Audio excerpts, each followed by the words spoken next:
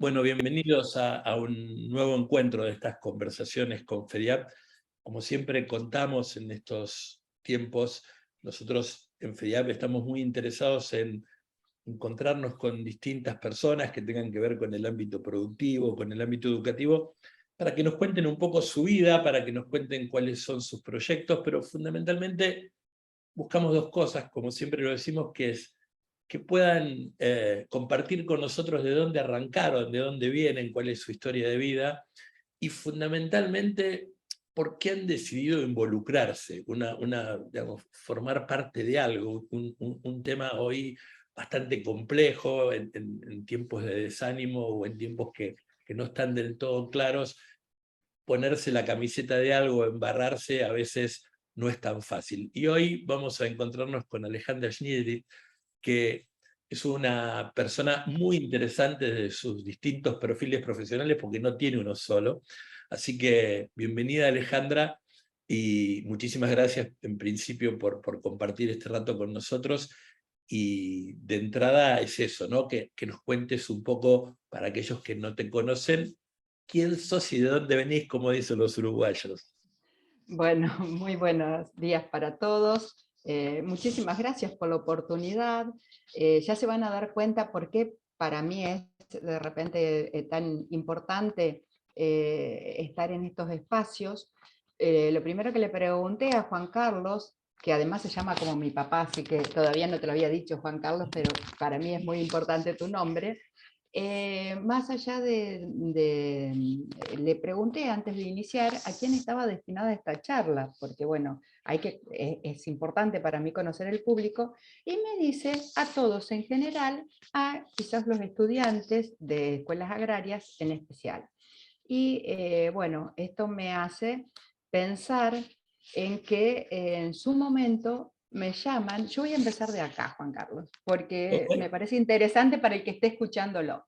Me llaman de una escuela agraria a dar un testimonio de una escuela agraria acá de la zona, un profe que tenía un proyecto muy lindo, lo había centrado en por qué sus estudiantes iban a la universidad y no aguantaban en esa presión universitaria, o no les gustaba, o no querían, y se volvían al pueblo. Nosotros somos de pueblos, no aguantaban esa vida en la ciudad y se volvían al pueblo. Y él había diseñado una serie de espacios muy lindos, y a mí me pregunta si me animo a hablar de resiliencia, o no si me animo, si dentro de mi expertise podría hablarle de resiliencia.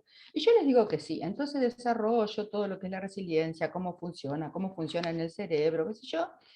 Y al final de la charla, uno de los chicos que me conocía de antes dice, profe, ¿por qué no contás un poco tu historia? Y entonces ahí le cuento mi historia, y otro de los chicos que no tenía nada que ver se para y me dice, es lo más importante que nos dijiste en toda la mañana. Y de acá arranco de por qué a estos chicos les interesó mi historia. Y mi historia les interesó porque yo soy Alejandra Snidrik, nacida y criada en una población de menos de 2.000 habitantes, no llegamos ni en el último censo a 2.000 habitantes, que vivo en Santa Fe Centro, cerquita de Rafaela, cerquita de Esperanza, cerquita de Sunchales, pero ese cerquita es 60 kilómetros. Es decir, a nosotros todo nos significa movernos, y de repente en este contexto no es tan fácil. A todo esto les agrego que soy hija de Juan Carlos Snidrik y Amabila Bartizagui, que forman una empresa familiar dedicada especialmente a la producción de leche. Nuestra empresa es una empresa tambera. De ahí mi papá ingresa desde muy temprana formación de la empresa al CREA. Bueno, mi papá ya no está, obviamente la empresa es es de un grupo familiar, somos 5 hermanos, por lo que yo tengo un rol empresario, pero, mucho antes de todo esto, de que mi papá no estuviese, de que la empresa ya estuviese consolidada, de este rol empresario, yo termino mi escuela secundaria por una cuestión así de, bueno, a esta empresa incipiente le vendría bien un contador. Me voy a estudiar contadora y no me gusta. no me gusta, no me gusta, si bien tenía facilidad para los números, para la contabilidad, era de escuela de base de formación contable, no me gusta. Pero mi mamá era maestra y a mí eso me gustaba. Bueno, dice mi papá, no hay ningún problema, acá se respeta todo.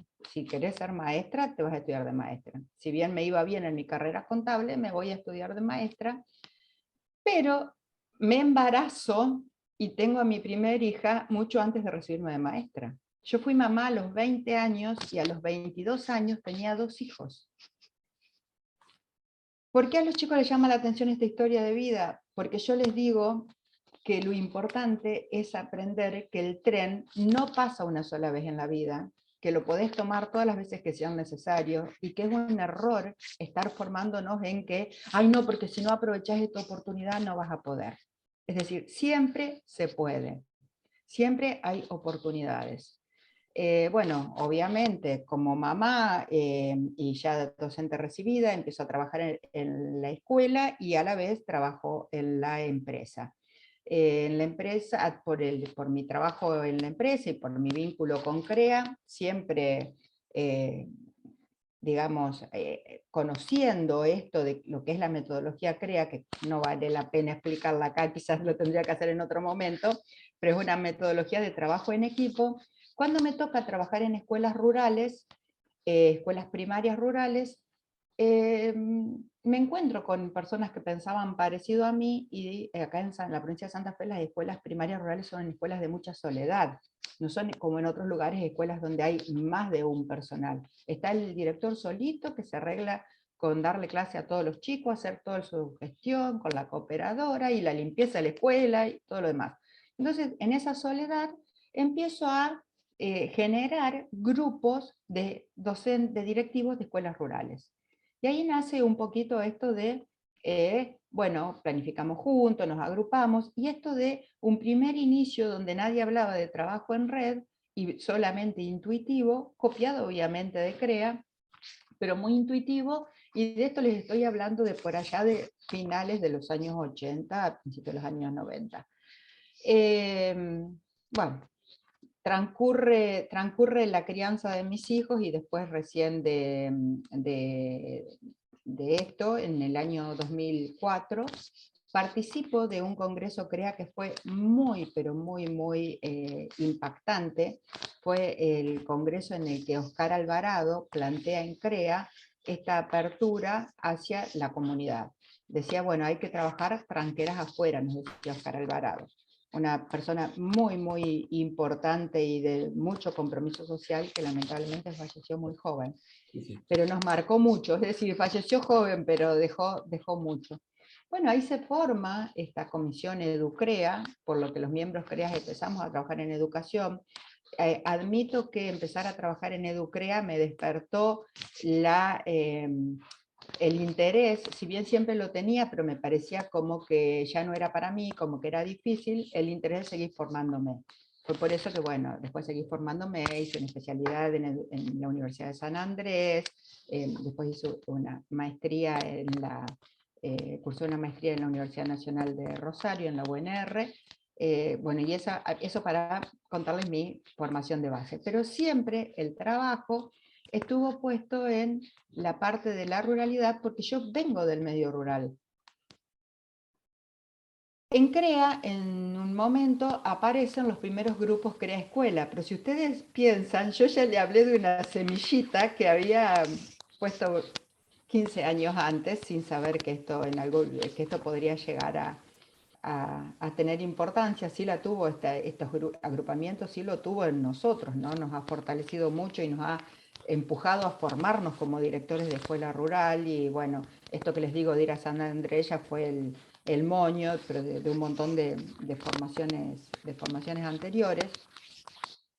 El compromiso con el medio, que es una de las cosas que me preguntabas, bueno, nace primero por venir de un hogar que siempre se comprometió con el medio, de una mamá docente donde siempre circularon chicos y gente que había que ayudar por la casa, de un papá que muy visionario, por eso desarrolla una empresa y muy líder, pero que además tenía muy claro cuál era su responsabilidad para con el medio.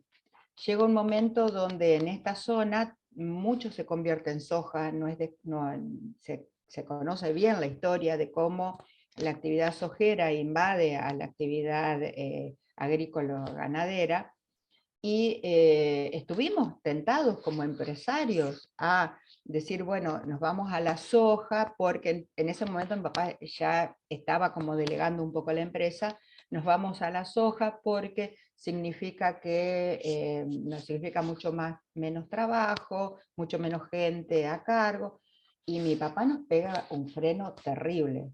No, acá se trabaja en tambo porque el tambo desarrolla la región, el tambo mantiene gente, el tambo da de trabajar a las familias, con el tambo vamos a tener empresas de servicio, bueno, toda una visión que él tenía y siempre fue desarrollando, por lo cual hoy yo pertenezco a una empresa con la que puedo decir orgullosamente, da trabajo a más de 80 personas directamente, y después hay empresas a las cuales se le contrata servicios que prácticamente trabajan para la empresa nuestra.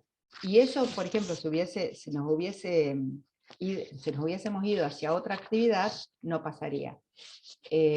Bueno, un poco eso hace que yo tenga esta impronta tan social. Esto no, este mensaje de que siempre se puede, de que el tren no pasa una sola vez, de que me gusta muchísimo la educación y seguir desarrollándome tanto como empresaria como en el mundo educativo, me abre también las puertas a las escuelas como productor agropecuario. Nosotros le damos mucha importancia en CREA, en la región Santa Fe Centro, yo soy miembro de CREA Rafaela, le damos mucha importancia a mostrar lo que hacemos como productores a las escuelas. Pero de repente un productor solo no le es fácil ir a golpear la puerta de una escuela e ir a decir, ah, mira, yo te quiero decir que me gustaría contarte qué hago. No ocurre, no ocurre. Y bueno, y de ahí viene que de repente mi trabajo tuvo su éxito. Yo se lo atribuyo a esto, al pertenecer a los dos mundos, al saber cómo moverme tanto en el mundo de los productores como en el mundo de las escuelas.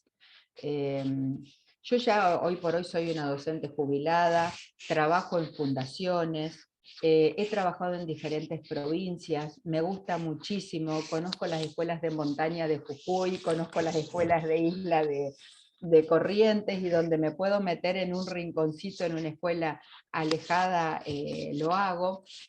Pero bueno, siempre tratando de aportar y de ver, no estoy sola, siempre hay gente que piensa como yo y que trabaja conmigo, una persona muy importante en lo que yo hago y hice y sigo haciendo, es una compañera de trabajo que se llama Luciana Arnaudo, es también una magíster en políticas públicas educativas, y tenemos la misma base. Nacimos de ese mismo grupito de las 4 o 5 locas directoras rurales que nos juntábamos y después nos fuimos a San Andrés, y después trabajamos para fundaciones, y bueno, esa es la historia. Luciana no es productora agropecuaria, pero siempre me ha apoyado y me ha hecho palanca cuando no llego a basta con todo, porque siempre está eso, y es una persona muy formada, así que bueno, esa es un poco la historia, y lo que no quiero dejar de volver a reforzar, la importancia de llevar al mundo productivo adentro de las escuelas, agrarias y no tan agrarias, porque recordemos que el país es un país que tiene su economía fundada y centrada en la producción. Entonces, ¿por qué no un chico de escuela de ciudad, por qué no tiene que conocer a la producción? Y eso es lo que planteamos muchas veces. Y por eso hasta tenemos proyectos armados y hemos desarrollado proyectos de cómo ir a presentarle a un chico, por ejemplo, de una escuela primaria de Esperanza, cómo se trabaja la producción agropecuaria. Decimos, bueno, ustedes sí, no viven en el campo, están en Esperanza, es la cuna de la familia agraria, estas cosas se conocen, se tienen que conocer. Todo este camino nos hizo vincularnos con mucha gente, sobre todo con la gente de la Facultad de Ciencias Agrarias de la Universidad Nacional del Litoral, que es una gente muy interesante para trabajar y con las que seguimos teniendo vínculos muy estrechos, y también a ellos, el hecho de con Luciana ser del palo de las maestras, les abrimos las puertas a la escuela y les llevamos chicos de escuelas rurales a la facultad, a experimentar en los laboratorios. Es increíble la cantidad de cosas que se pueden hacer involucrándose. Sí, y yo te escuchaba y también a la inversa, ¿no? Esta historia de, por la cuestión de, nosotros creemos dos cuestiones. La primera es, también hace muchos años hemos dejado de hablar solo de educación agraria para hablar de educación en el medio rural, porque en el medio rural está, digamos, los sistemas educativos son distintos y hay que atenderlos y hay que ver cuáles son las realidades tanto desde el jardín hasta la universidad, más allá de donde estén ubicados geográficamente, pero por eso, digamos, de alguna manera el lema de FEDIAP es educación y desarrollo perdón, para el medio rural y su gente. Y además, por otro lado, la otra historia de poder mostrarle a los chicos que están en el medio rural, sea en una escuela primaria o sea en una escuela agraria, la posibilidad de que no necesariamente tiene que ser un productor, si es que lo quiere ser, o un trabajador rural, perfecto, o ir a estudiar una carrera, porque, digamos, también del medio rural pueden salir, como siempre decimos, abogados, médicos o poetas. Entonces, esta historia Ni hablar. de no armar kiosquitos y segmentarlos. No, Bueno, no, no. vos como estás en Yo, una escuela rural, vas a yo terminar. me río, yo sabés por qué me río, Juan Carlos, porque nosotros somos 5 hermanos, como lo dije. Esos 5 hermanos, hay 14 descendientes ya, de los cuales yo tengo 3 hijos profesionales. Tengo 2 ingenieros químicos y una abogada, así que fíjense que no marcamos para nada. Y bueno, y obviamente hoy o mañana van a ser los dueños, son los potenciales accionistas de esta sociedad anónima que formamos. Y bueno, y con eso vamos a todos lados. Y de los 14 no hay ningún ingeniero agrónomo, por ejemplo. Claro. Hay ingeniero eléctrico, hay psicóloga, hay kinesióloga, médica, no sé, contadores, hay de todo. Pero nadie eligió esta carrera y como vos decís, no es obligación estar formado en esta carrera para poder trabajar en el medio. No, y además no es un San Benito que te colocaron de que estás en el medio rural y estás porque además ahí entramos a otras cuestiones que el arraigo no es solo una cuestión física de quedarte, sino que además te No, den las posibilidades de que te puedas quedar para desarrollarte, porque para quedarte, para sufrir, para no tener luz, para no tener acceso a la salud, para tener una escuela muy lejos para tus hijos, te va a empujar tarde o temprano a otro lado. Entonces, exactamente. esta cuestión de tener que verlo de manera integral a la cuestión del medio rural, creo yo que es Ahí todavía una materia pendiente en nuestra Argentina, ¿no? sí, bueno, ahí tocaste un tema que para mí es muy sensible cuando decís sin luz, sin educar. Yo digo, cuando hablamos de la conectividad, no hablemos de llevar la internet a las escuelas rurales, hablemos de la conectividad en el amplio espectro, hablemos de que el campo también sea un lugar agradable para vivir. Y bueno, pero ahí tiene que haber toda una línea de políticas que tendríamos que hacer un lobby muy importante para que las líneas políticas vayan hacia ese lugar.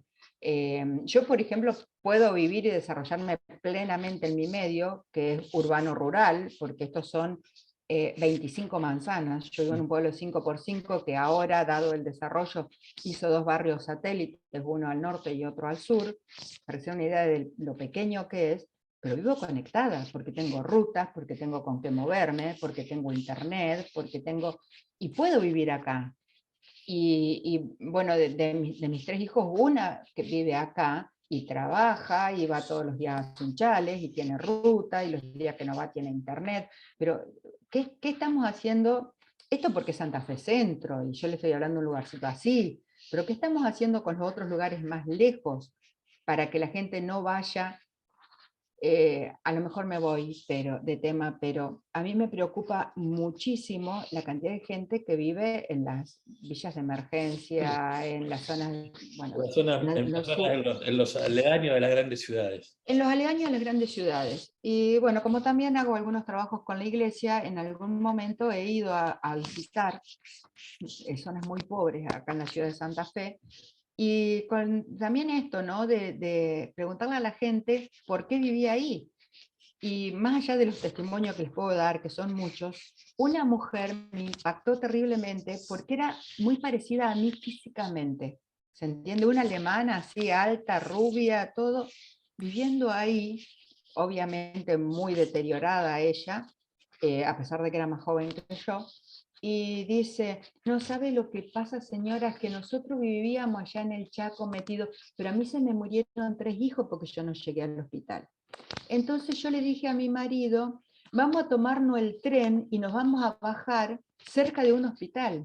Y por eso estamos acá en Villa Oculta, en Santa Fe, fíjense el nombre, en Villa Oculta, en Santa Fe, con todo el patio dando un basural, pero a 15 cuadras del Hospital de Niños de Santa Fe.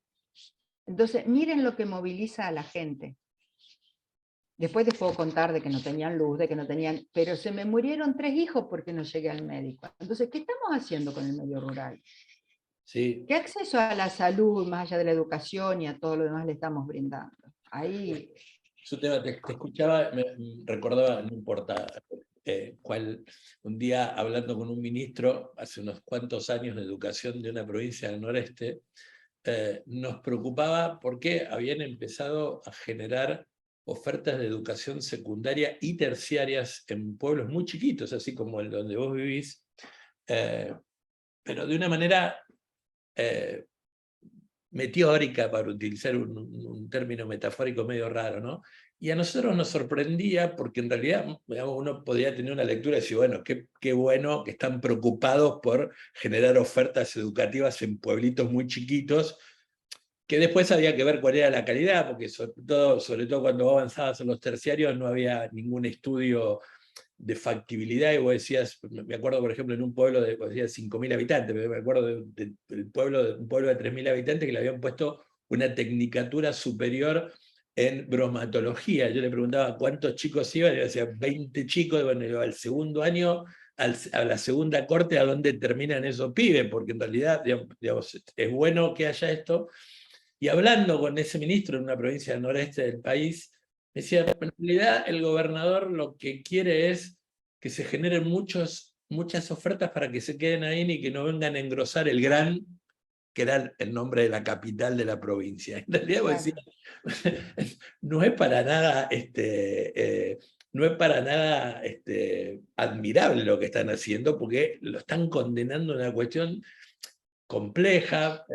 Antes de empezar a grabar hablábamos de los franceses en el tema de la educación agraria, y ellos siempre plantean, yo por mi trabajo tuve la suerte de viajar mucho a Francia y trabajar mucho con los sistemas educativos agrarios franceses, y ellos plantean que si en realidad vos en una escuela o en un establecimiento de formación le das la mayor cantidad de alternativas o herramientas desde lo tecnológico, de lo técnico al alumno, pero no te preocupas por lo que pasa en el medio, cuando el alumno se recibe, lo que vas a terminar es expulsándolo de ese medio, porque él no puede, después de tantos años acostumbrado a la escuela, poder desarrollarse en el tema del medio. Vuelvo al tema de la conectividad. Es una pelea eterna que venimos teniendo con los estados. Me interesa hablar del Estado, no colocarle un nombre de gobierno, después lo gestionará Juan o Pedro, el Estado, tanto nacional o provincial, con el tema de que siguen confundiendo hoy en el 2022 lo que es conectividad con tecnología. Es decir, tecnología le puedes dar todas las computadoras que quieras a los pibes en las escuelas o a los docentes, pero si no tienen una gotita de conectividad, ¿de qué sirve esas cuestiones? Y además de no priorizar otras historias.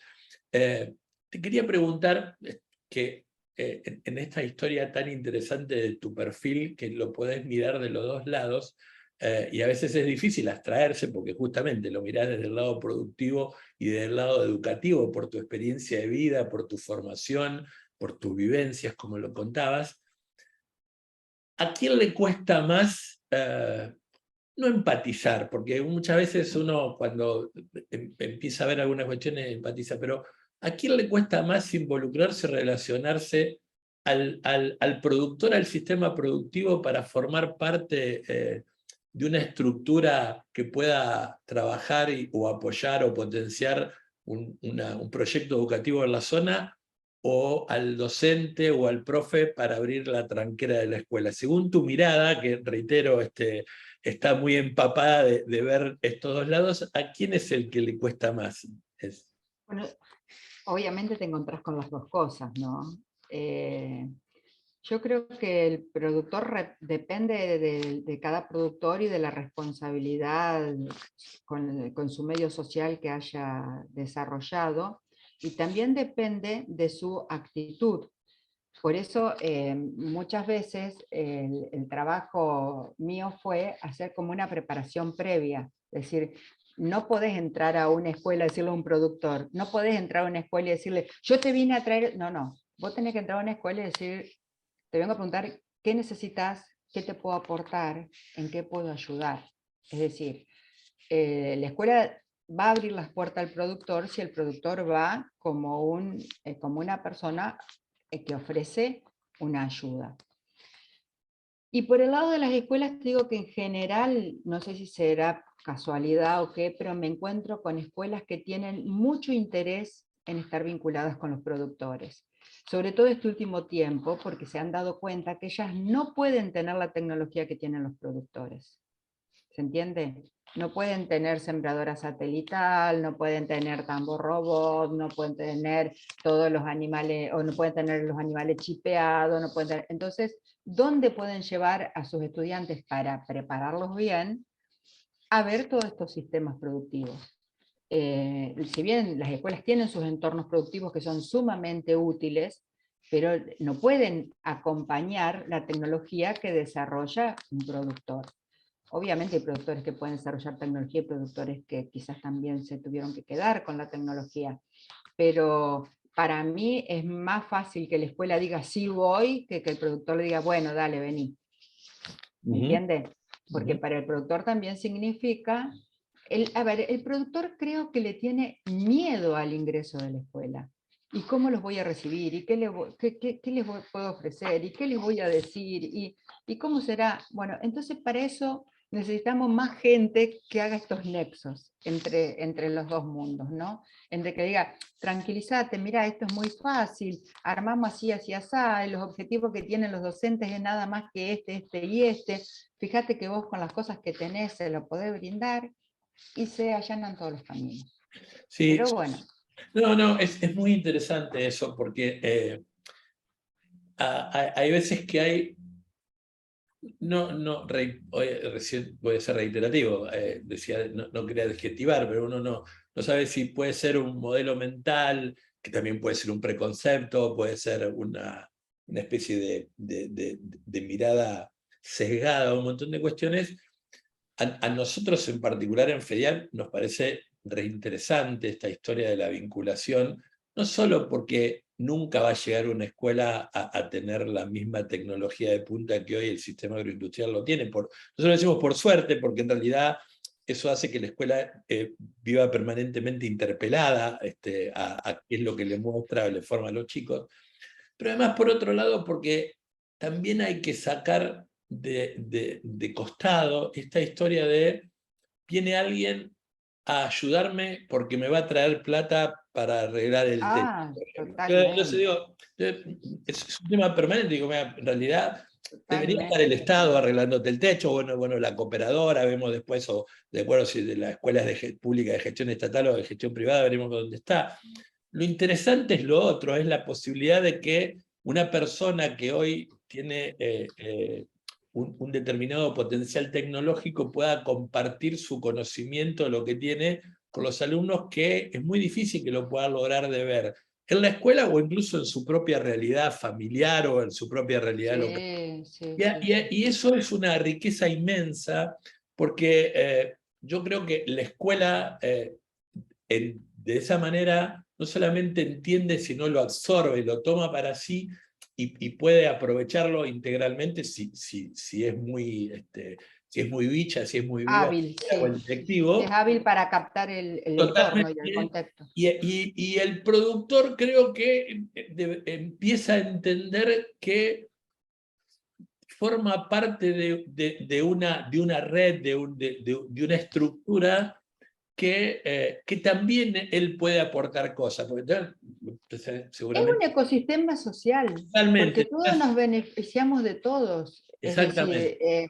y con respecto a lo que decís esto de que el director está esperando, quizás o en la escuela están esperando que el empresario le vaya a cambiar el techo, hay también algo del otro lado con esto, ¿no? Que a mí me ha tocado trabajarlo en todos mis años que hace que estoy en esto.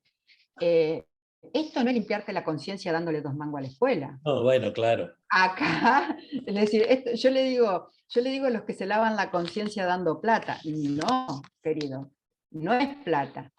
Para el director no es plata, para vos tampoco es plata. Acá hay un involucramiento que va mucho más allá de lo económico. Si querés dar plata, anda a Cáritas. Acá no circula dinero. En el trabajo que hago con las escuelas, no circula dinero. Claro. Lo que sí circula es capacitación a los directores en cómo gestionar, porque a veces hacen agua en esto, ¿no? En cómo gestionar el recurso. Y en saber que sí hay fundaciones, hay organizaciones, está la gente política, están los senadores, están los diputados, vayan a pedirle plata a ellos. A los productores pídanle que les abran los campos. Claro. Y el productor da de tu conocimiento, no de tu plata, que de repente está dando lo que te sobra. Y hacer las cosas bien no es dar lo que nos sobra, es dar el tiempo, es dar el... Totalmente. Digamos, uno encuentra a veces, porque te debe haber pasado, que te dicen, bueno, no, mira, tampoco me bromes mucho, voy a usar un término un poco más suave, yo pago los impuestos, con eso ya está. Digo, sí, en realidad todos pagamos, no todos, pero bueno, la gran mayoría pagamos los impuestos, pero está claro que hay que involucrarse de otra manera. Hace muchos años, un par de años antes que Oscar Alvarado, a quien tuve el gusto de conocer, tuviera esa fabulosa idea y se las haya transmitido en el Congreso de CREA 2004, Carvap hizo una reunión en Sierra de la Ventana, en la zona de la provincia de Buenos Aires, y tuvo la loca idea de invitarme a mí y a otra persona que en ese momento trabajamos juntos en un par de proyectos para poder animar la primera parte del trabajo con sus asociados de Carvap. Después incluso también estuvo Silvina Virt, que hoy es viceministra de Educación de la Nación. Y el congreso de Carvap era muy interesante porque tenían como lema educar nuestra mejor inversión. Entonces a nosotros nos llamaron para poder trabajar y animar los grupos de trabajo del primer día, donde además de encontrarse había que buscar un hilo conductor a educar en nuestra mejor inversión. Entonces se nos ocurrió, y fue muy interesante, el tema es que se retrasó hasta la cena porque había mucho debate en aquel momento, habíamos salido del 2001 y toda la historia, porque lo que se nos ocurrió a mí, a la persona que estábamos trabajando juntos, era que los productores que estaban en el Congreso de Carvap pudieran hacer una especie de taxonomía de lo que era el lema. Es decir, para ellos, ¿qué era educar? ¿Qué significaba, desde su mirada de productor y la importancia?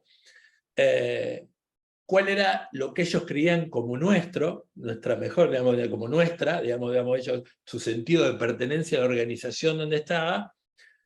El término mejor, ¿qué era el mejor? El que, hoy que está tan en boga el tema de la meritocracia, era, ¿qué era el mejor? ¿El que llegaba por sus valores, por su capacidad, o el que llegaba por justamente porque tenía la suerte o la posibilidad de que alguien les haya puesto 2 hombros para subir o trepar, una cosa?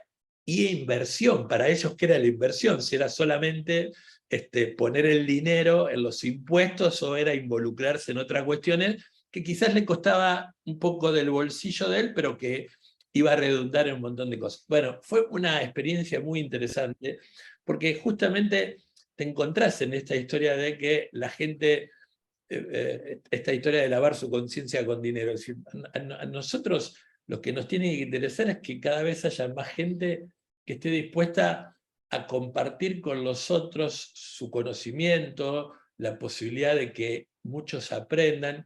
Y además, vuelvo a los franceses y vamos terminando, no te quiero robar más tiempo, ellos siempre plantean que la interrelación en el medio rural, todo el mundo está en una situación de enseñante-enseñado, es decir, vos me podés enseñar un montón de cuestiones desde tu lugar de productora, ¿verdad?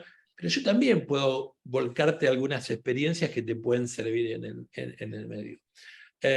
Creo que el desafío nuestro está en ese lado, digo, los que estamos en el sistema educativo, los que estamos en el sistema productivo, los que nos preocupamos por trabajar en otras cuestiones, como Edu Rural, vos sos una referente de Educrea dentro de Edu Rural, que es un colectivo de organizaciones que trabajan para promover el tema de la educación en el medio rural, y creo que la siembra es larga, es dura, es tortuosa, pero que en realidad, digamos, el desaliento no tiene que primar, porque creo que la cosecha es muy interesante cuando uno puede ver que a vos te debe pasar, ¿no? Que los docentes te siguen buscando, que los chicos te plantean eso que vos contabas al principio, ¿no? Lo más importante, lo que contaste sobre tu inicio de vida, es la pila que todos los días nos hace encender para creer que en realidad, si ponemos un poquito más de nosotros, quizá nosotros no, pero nuestros hijos y nuestros nietos vivieran en un país mejor, ¿no? Exactamente. Sí. Bueno, para todos aquellos chicos que estén buscando su vocación y tratando de desarrollarse, el mensaje es este, ¿no? Siempre se puede, desde distintos lugares, desde más diversos lugares vengamos a aportar a esta Argentina mucho mejor. Todos tenemos derecho a buscar nuestra mejor, a buscar nuestra mejor versión de nosotros mismos. Pero eso es un trabajo continuo y es un trabajo donde hay que tener claro cuáles son mis valores y trabajar en base a esos valores. Esas son cosas que por ahí pueden darse para otro tipo de charlas, ¿no? Así que nada, invitarlos a seguir educándose, a seguir formando parte de este país maravilloso que es Argentina, pero en el cual hay mucho por hacer, y sobre todo en el medio rural, mucho para conectar, mucho para trabajar en red. Y yo digo, trabajar en red también significa que tenemos que mirar al costadito, que no nos quede nadie en el agujero de la red, porque esa persona que está en el agujero de la red la está pasando mal. Bueno, y como jóvenes empiecen a aprender a mirar quién está en el agujero de la red y tenderle un hilito para poder cargárselo, y entonces así vamos a tener un país un poco más justo, más allá de que, bueno, necesitamos obviamente políticas que nos acompañen, empresarios que nos acompañen, educadores que nos acompañen. Y el otro mensaje, por ahí es para los adultos o para cualquier otra persona que pueda mirar este mensaje.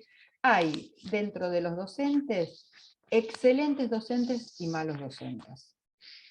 Lamentablemente a veces prima el ejemplo de los que no son buenos docentes, pero sepan que si la educación argentina o la educación agropecuaria está donde está, es porque hay mucha gente que se la cargó al hombro, y se la cargó al hombro de una manera fabulosa, y se van a encontrar con personas fabulosas en el medio.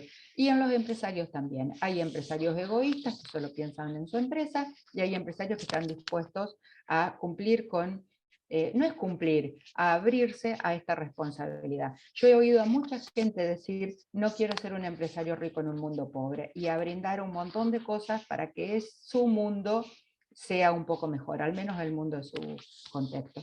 Así que bueno, ese es un poco el mensaje para todos. Te agradecemos mucho, sabes que valoramos mucho tu trabajo.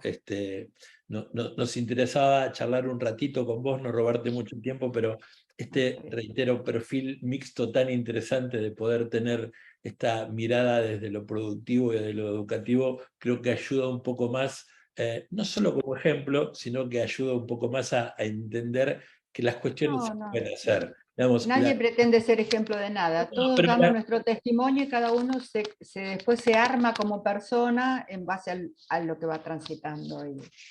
te agradecemos un montón, te mando